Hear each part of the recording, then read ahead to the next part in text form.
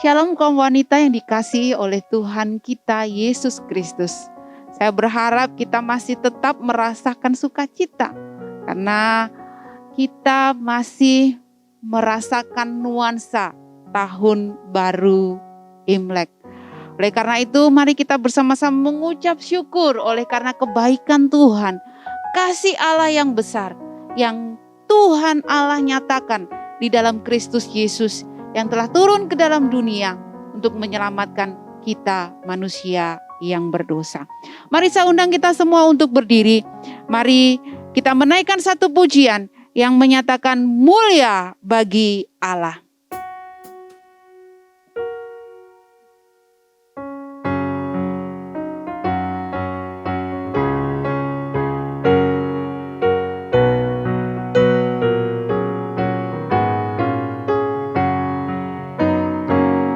Mulia bagi Allah, kasih-Nya besar, putranya diberikan untuk kaum berdosa. Ya rela disalib bagi manusia, terbukalah pintu selamat bagiku. Pujilah, pujilah, dengarlah sabdanya. Pujilah, pujilah, umat bergiranglah menghadap Allah di antara anaknya. Nablah penebusan mulia baginya. Darah anaknya jadi penebusan, itu janjinya bagi yang percaya. Dan dosaku betapapun besarnya, Ia menghapus dan membasuh semuanya. Pujilah, pujilah, dengarlah sabdanya. Pujilah, pujilah, umat bergiranglah menghadap Allah di antar anaknya. Nablah penebusan mulia baginya. Musik saja. Bait yang ketiga. Ya mengajarkanku kebenarannya, sungguh senangku di dalam putranya.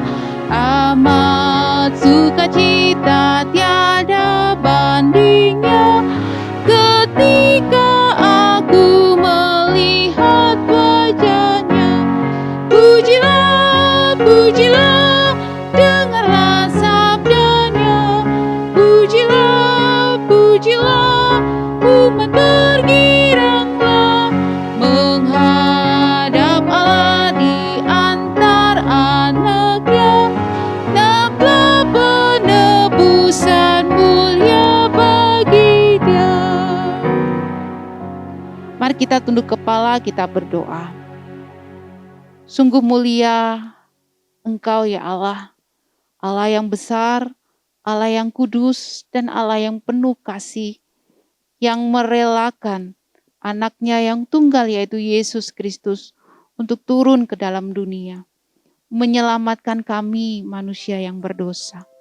Tuhan Yesus yang baik, tolong kami, bimbing kami, supaya kami menjadi anak-anak yang seturut dengan kehendak-Mu. Tuhan, saat ini kami menyerahkan ibadah kami dari awal pertengahan ke akhirnya. Mohon pimpinan-Mu Tuhan. Kami menyerahkan hanya di dalam nama Tuhan Yesus kami berdoa. Amin. Kaum wanita dipersilahkan duduk kembali. Saudara yang terkasih di dalam Kristus Yesus, satu hal yang boleh kita mengingat bahwa kasih Allah besar di dalam kehidupan kita.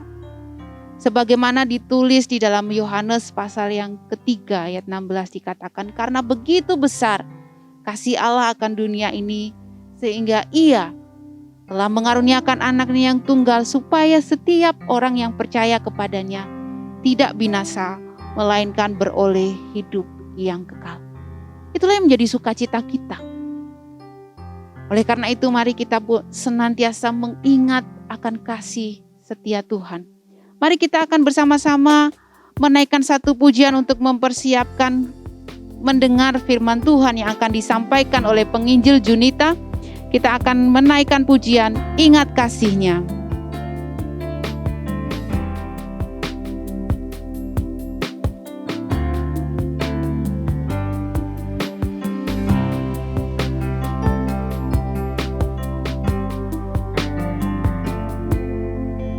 Ingat kasih-Nya, ingat kebaikan-Nya,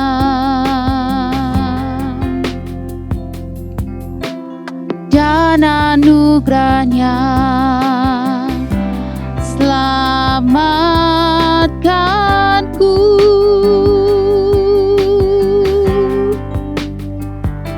Sebab kasih-Nya setinggi langit,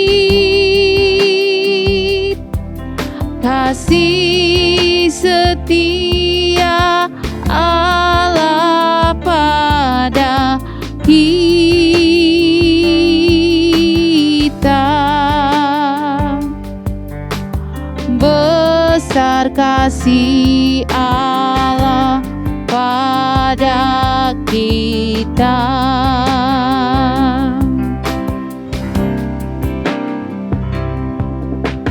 Ku takkan lupa kasih-Nya.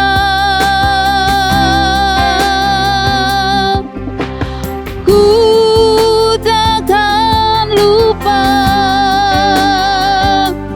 anugerah-Nya. Dia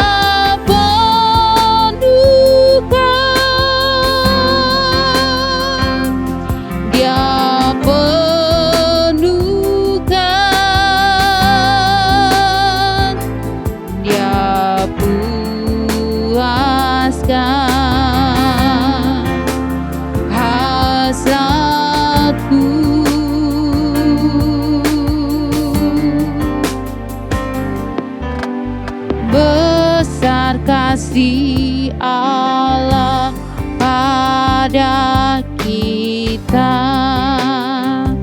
Sekali lagi kita naikkan pujian ini, ingat kasih-Nya.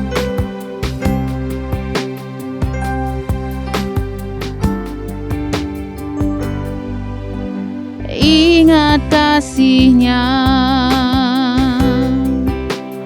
ingat kebaikan-Nya,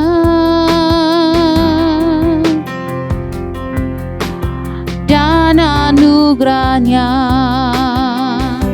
selamatkanku.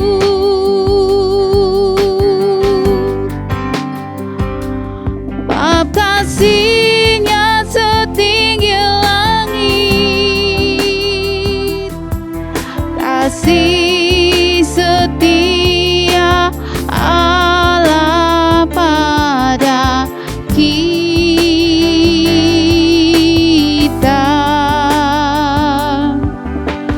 Besar kasih Allah pada kita. Ku takkan lupa, ku takkan lupa kasih-Nya. Ku takkan lupa anugerah-Nya.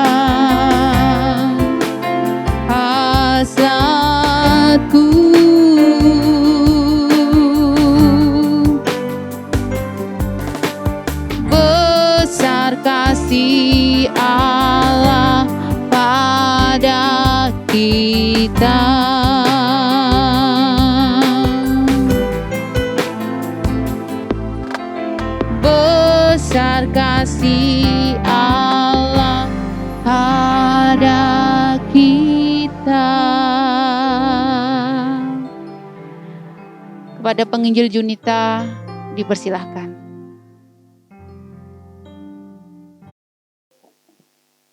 Selamat sore ibu-ibu yang terkasih di dalam Tuhan kita Yesus Kristus. Saya bersyukur jika pada sore hari ini diberikan kesempatan untuk memberitakan firman Tuhan di Komisi Wanita GKI Makassar. Mari sebelum kita memulai pembacaan dan perenungan firman Tuhan, kita sama-sama tundukkan kepala, kita berdoa. Bapa dalam surga, kami bersyukur pada sore hari ini masih diberikan kesempatan untuk dapat mendengar dan membaca kebenaran firman Tuhan. Tuhan tolong kami di dalam waktu-waktu pembacaan dan perenungan ini, Allah Roh Kudus bekerja di dalam hati dan pikiran kami sehingga firman Tuhan yang kami baca, kami renungkan dan kami dengar, boleh kami lakukan di dalam kehidupan kami hari lepas hari. Berbicaralah ya Tuhan kepada setiap kami karena kami siap untuk mendengar. Tolong hamba-Mu yang penuh dengan keterbatasan, biarlah keterbatasannya tidak menghalangi pemberitaan firman Tuhan bagi setiap kami. Di dalam nama Tuhan Yesus Kristus kami berdoa. Amin. Ibu-ibu, beberapa waktu lalu saya melakukan survei kecil-kecilan kepada beberapa anak muda yang saya kenal. Nah, salah satu pertanyaan dari survei tersebut ialah, sebutkan satu pekerjaan yang mudah dan gajinya banyak. Nah, kalau ibu-ibu diperhadapkan dengan pertanyaan seperti ini, jawaban apa yang akan ibu-ibu berikan? Mungkin saya tebak ibu-ibu, ada sebagian besar di antara kita yang menjawab, oh tentu saja, pekerjaan yang mudah itu dan gajinya banyak itu adalah menjadi seorang artis. Gampang, tinggal menghadap kamera, berakting, lalu dapat uang banyak. Kan gak mungkin ya ibu-ibu, seorang ibu rumah tangga itu merupakan pekerjaan yang mudah. Gak mungkin ibu-ibu.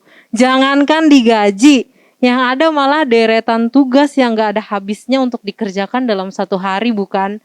Saya pun merasakannya. Jadi pekerjaan yang mudah, yang gampang dan banyak uangnya ibu rumah tangga? Bukan. Artis. Nah ibu-ibu, menariknya jawaban dari survei yang saya tanyakan ke anak-anak muda, banyak anak-anak muda yang mengatakan bahwa jenis pekerjaan yang paling mudah itu, yang paling mudah dan paling banyak dapat uangnya, dapat gajinya itu ada dua. Yang pertama adalah YouTuber dan yang kedua adalah endorse. Nah, kalau YouTuber kan gampang, tinggal buat video, masukin ke YouTube, diupload, tunggu, ada yang like, ada yang subscribe, ada yang bagikan, dan itu uang akan mengalir. Wah, enak bukan? Nah, begitu juga dengan endorsement, kurang lebih ibu-ibu. Apa sih itu endorsement? Endorsement itu adalah suatu pekerjaan untuk mereview, menjelaskan keunggulan sebuah barang di media sosial, baik itu di Instagram, Facebook, maupun TikTok. Nah, biasanya mereka yang menerima endorse ini harus menjelaskan dengan detail keunggulan dari barang atau produk dan meyakinkan pengikut media sosialnya untuk membeli produk tersebut. Dan penghasilannya gak main-main loh ibu-ibu. Satu kali seseorang melakukan endorse itu bisa mendapat penghasilan belasan hingga ratusan juta rupiah.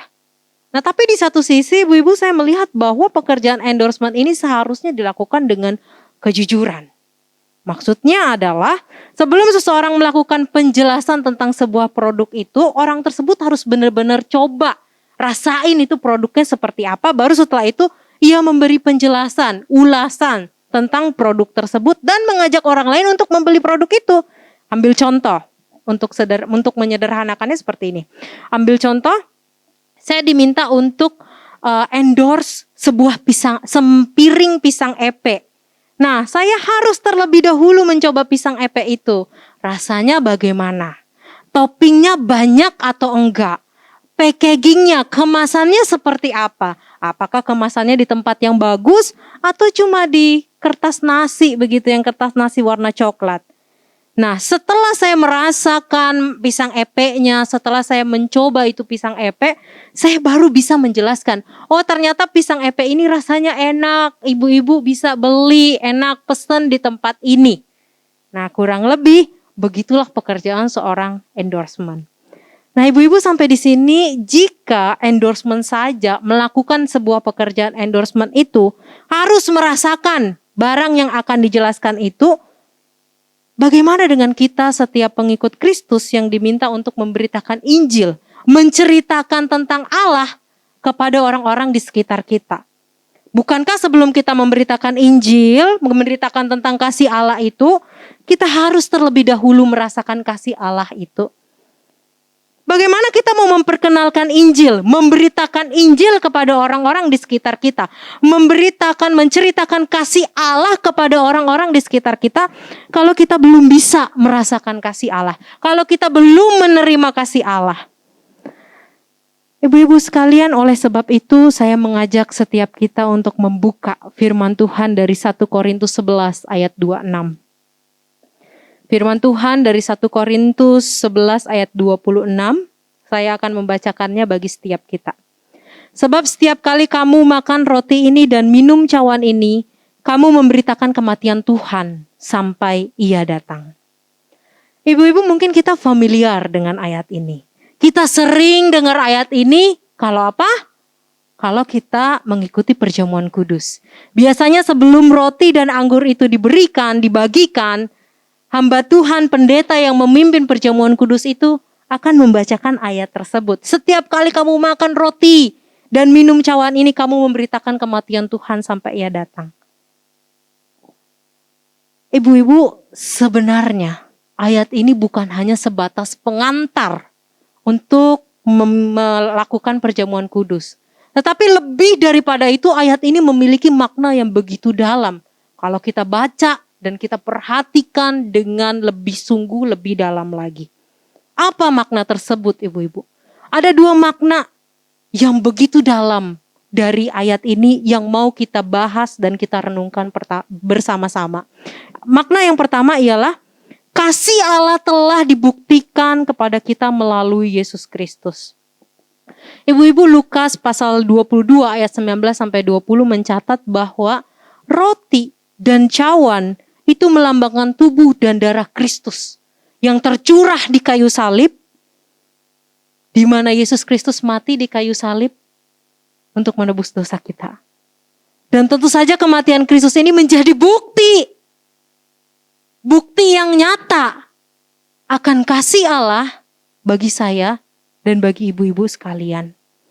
Kasih Allah itu dibuktikan di dalam dan melalui pengorbanan Yesus Kristus yang mati di kayu salib.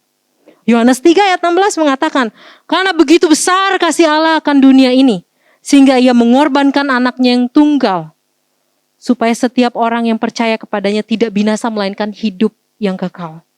Ibu-ibu, kita tahu bersama-sama, karena dosa, semua manusia, saya dan ibu-ibu sekalian seharusnya menerima hukuman dari Allah.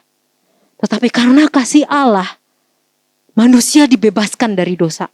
Harusnya manusia yang menerima penghukuman itu, tetapi digantikan dengan Kristus. Kristuslah yang menggantikan hukuman kita. Karena kasih Allah kepada manusia, Ia mengorbankan anak yang tunggal Yesus Kristus untuk mati di kayu salib. Ibu-ibu, permisi tanya. Sebagian besar di antara kita di sini pasti mempunyai anak. Ataupun ada di antara kita yang bahkan telah memiliki cucu. Nah, permisi tanya ibu-ibu. Jika anak yang kita kandung, anak yang kita lahirkan, anak yang kita rawat, anak yang kita besarkan sedari kecil itu, kita berikan untuk menggantikan hukuman bagi orang yang kita benci, apakah kita mau? Ibu-ibu, saya menjadi seorang ibu, punya satu anak laki-laki. Kalau pertanyaan itu ditujukan ke saya nggak akan mau. 9 bulan saya kandung anak itu. Saya lahirkan dengan penuh perjuangan. Saya besarkan, saya rawat, saya didik dengan penuh kasih sayang. Harus menggantikan orang lain yang saya benci. Ambil contoh ibu-ibu. Ada satu orang, ini ambil contoh ya. Umpama ada satu orang yang saya gak suka, yang saya benci. Orang itu harus dihukum mati. Tetapi karena saya mengasihi orang itu, saya kasih anak saya menggantikan. Jadi anak saya yang harus dihukum mati. Gak akan ada satu ibu pun yang mau melakukan itu. Bukan? Pasti kita sebagai ibu gak akan rela kasih anak kita. Buat apa anak kita gantiin hukuman orang yang bahkan paling kita benci? Tetapi tidak dengan Allah, ibu-ibu. Allah membenci dosa. Kita manusia berbuat dosa.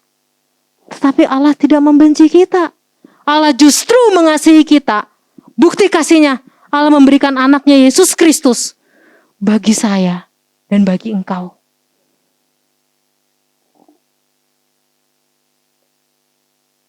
Sampai di sini ibu-ibu, bagaimana dengan kita setelah kita tahu bahwa Allah mengasihi kita? Sudahkah kita merasakan? Sudahkah kita menerima kasih Allah yang begitu besar itu? Mari sambut kasih Allah yang besar bagi kita. Ibu-ibu, tentu saja kasih Allah yang besar itu tidak boleh hanya selesai di kita.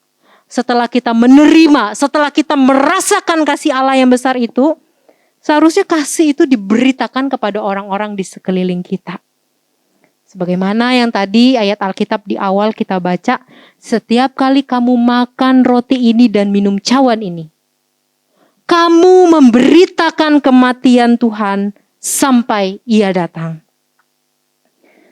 Ibu-ibu, oleh sebab itu, makna kedua dari ayat ini ialah kasih Allah yang telah dibuktikan kepada kita harus diberitakan, harus diceritakan, harus diberitahu kepada orang-orang di sekitar kita. Ibu-ibu, banyak tokoh yang dicatat di dalam Alkitab yang mengalami perubahan hidup serta berkobar-kobar, bersemangat dalam memberitakan Kristus setelah mereka merasakan dan menerima kasih Allah. Paulus, Petrus, Filipus, Barnabas, Rasul Yohanes, dan masih banyak tokoh-tokoh di dalam Alkitab yang dicatat. Sebelum mereka menjadi pemberita Injil, sebelum mereka begitu bersemangat mengabarkan kasih Allah, mereka dulu gak mengenal Tuhan.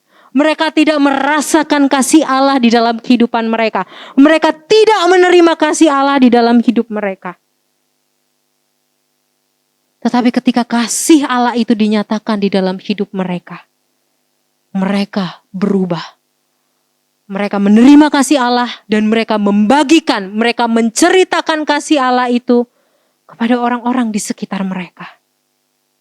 Ibu-ibu, Tuhan Yesus ketika Ia menampakkan dirinya kepada orang banyak setelah Ia bangkit dari kematiannya, Tuhan Yesus berkata, beritakanlah Injil kepada segala makhluk. Dan kemudian 11 murid yang melihat dan mendengar perintah tersebut langsung pergi memberitakan Injil, menceritakan kasih Allah ke segala penjuru. Pertanyaannya ibu-ibu, sampai kapan sih kita harus memberitakan kasih Allah itu? Sampai kapan kita harus menceritakan kasih Allah di dalam hidup kita kepada orang-orang di sekitar kita? Tentu saja ibu-ibu, Alkitab dengan jelas mengatakan sampai Tuhan Yesus datang. Bagaimana kita meninggal dulu baru Tuhan Yesus datang? Berarti sampai kita menutup mata kita terakhir di dunia ini, kita harus menceritakan kasih Allah kepada orang-orang di sekitar kita. Ibu-ibu, mungkin kita familiar dengan Laut Mati. Atau mungkin ada di antara kita yang sudah pernah ke sana, ke Laut Mati. Saya belum pernah ibu-ibu, belum pernah ke Laut Mati. Nah, Laut Mati ini ada di perbatasan di Yordania dan Palestina di daerah Timur Tengah. Menariknya ibu-ibu, Laut Mati ini, air yang ada di Laut Mati berasal dari Sungai Yordan. Tetapi air yang ada di Laut Mati itu tidak disalurkan ke tempat-tempat lain.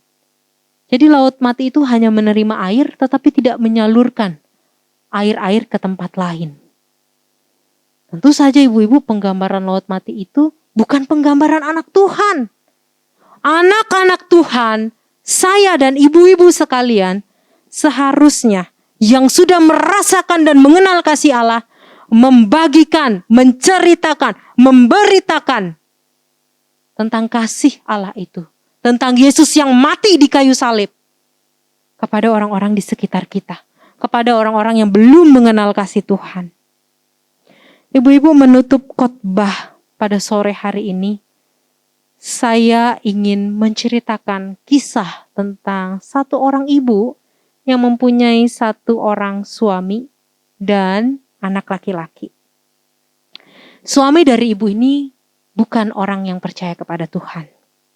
Tetapi ibu ini tetap setia membesarkan, mendidik, merawat anak laki-lakinya sedari kecil dan dikenalkan kepada firman Tuhan.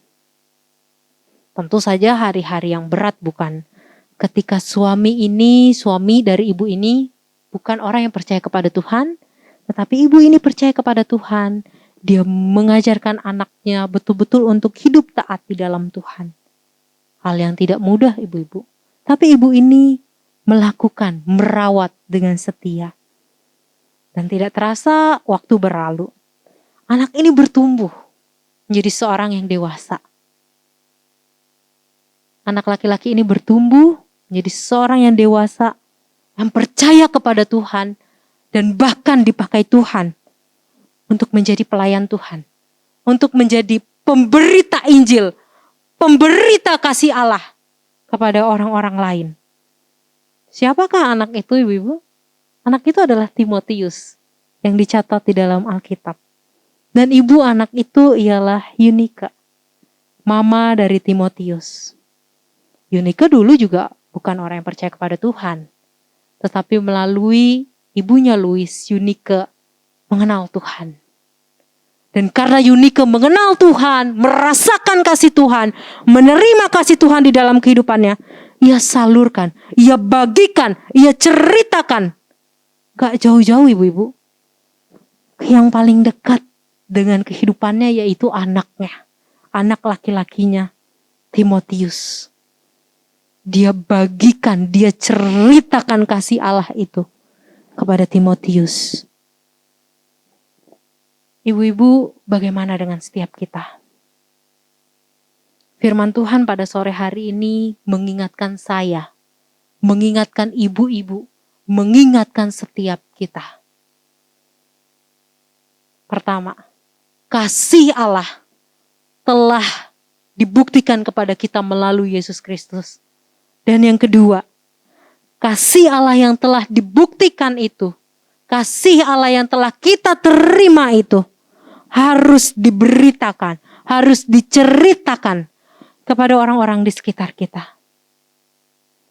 Sampai di sini ibu-ibu, sudahkah kita merasakan dan menerima kasih Allah yang begitu besar itu? Jika kita sudah merasakan, jika kita sudah menerima kasih Allah itu, maukah kita menceritakannya kepada orang-orang di sekitar kita? Gak usah jauh-jauh ibu-ibu. Orang-orang di sekitar kita yang belum percaya, mungkin ada anggota keluarga kita. Kita bisa beritakan, kita bisa ceritakan kepada mereka. Sehingga kasih Allah yang kita terima dan kita ceritakan, boleh diterima juga oleh mereka yang belum mengenal, belum merasakan kasih Allah. Mari kita hidupi kebenaran firman Tuhan ini. Amin. Mari kita berdoa. Bapa dalam surga, bersyukur untuk kebenaran firman Tuhan yang boleh kami dengar, boleh kami baca, dan boleh kami renungkan. Terima kasih untuk kasih-Mu yang nyata, yang besar bagi setiap kami. Melalui pengorbanan Yesus Kristus di kayu salib, Engkau menyatakan kasih-Mu bagi setiap kami. Terima kasih Tuhan. Biarlah pada sore hari ini kami boleh membuka hati kami, menerima, merasakan kasih Allah itu. Dan bukan hanya sebatas sampai di diri kami, tapi kami boleh juga bagikan, kami ceritakan, kami beritakan kepada orang-orang lain yang ada di sekitar kami. Tuhan tolong berikan kami keberanian. Tuhan tolong kami menghidupi kebenaran firman Tuhan ini. Hamba-Mu telah menyelesaikan apa yang menjadi bagiannya, dan selanjutnya Roh Kudus yang terus mengasah hati dan pikiran kami untuk senantiasa melakukan kebenaran firman Tuhan ini. Di dalam nama Tuhan Yesus Kristus kami berdoa. Amin. Puji Tuhan, kita sudah mendengarkan akan kebenaran firman Tuhan yang sangat memberkati kita. Tiba saatnya kita akan memberikan yang terbaik buat Tuhan melalui persembahan kita. Persembahan dapat ditransfer di nomor rekening yang tertera di layar kaum wanita sekalian, atau bisa dititipkan di hamba-hamba Tuhan di jam-jam kantor. Mengiringi akan persembahan kita pada hari ini, mari kita bersama-sama menaikkan KPPK nomor 69, Allahku baik.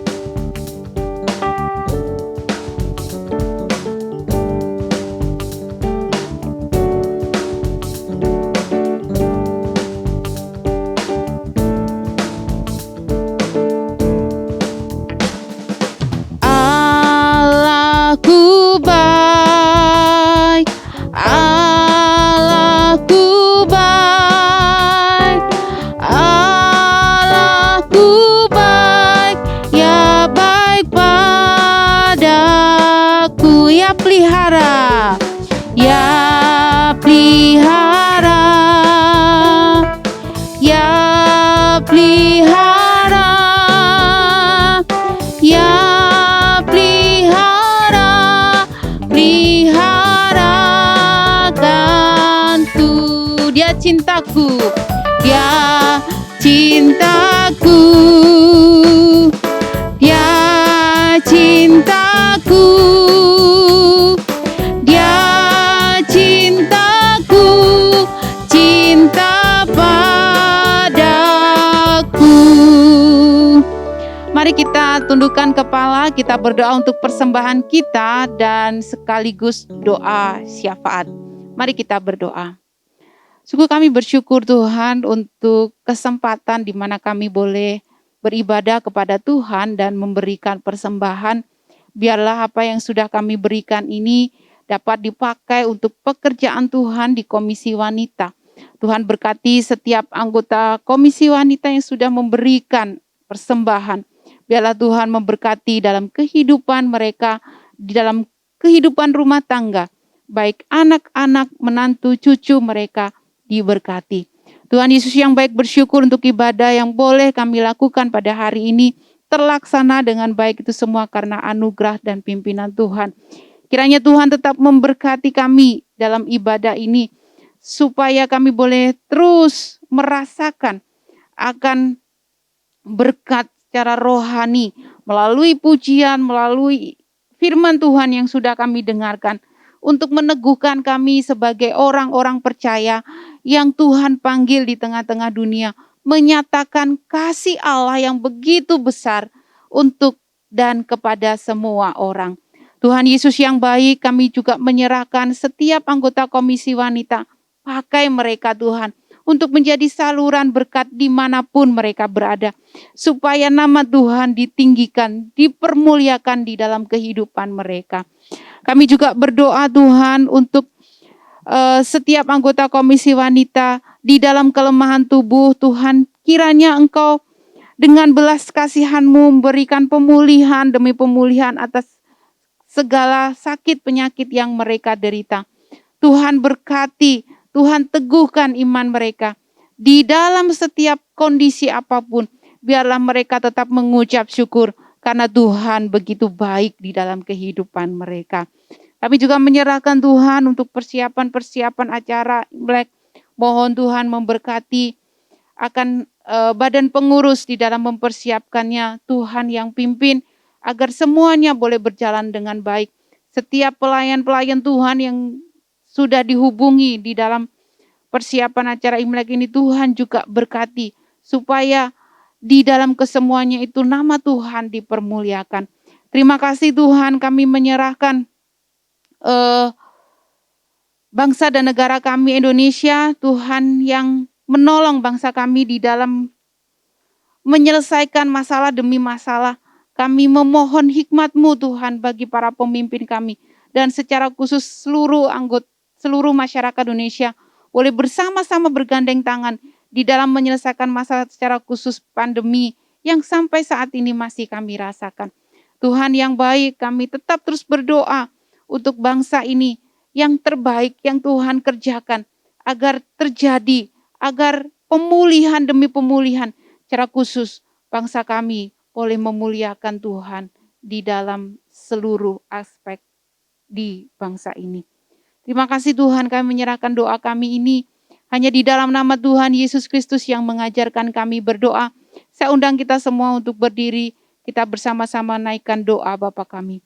Bapa kami yang di sorga, dikuduskanlah namamu, datanglah kerajaanmu, jadilah kehendakmu di bumi seperti di sorga. Berikanlah kami pada hari ini makanan yang secukupnya, dan ampunilah kami akan kesalahan kami, seperti kami juga mengampuni orang yang bersalah kepada kami. Dan janganlah membawa kami ke dalam pencobaan, tetapi lepaskanlah kami daripada yang jahat, karena Engkaulah yang mempunyai kerajaan dan kuasa dan kemuliaan sampai selama-lamanya. Amin. Kaum wanita dipersilakan duduk. Saat teduh, ibadah selesai, Tuhan Yesus memberkati.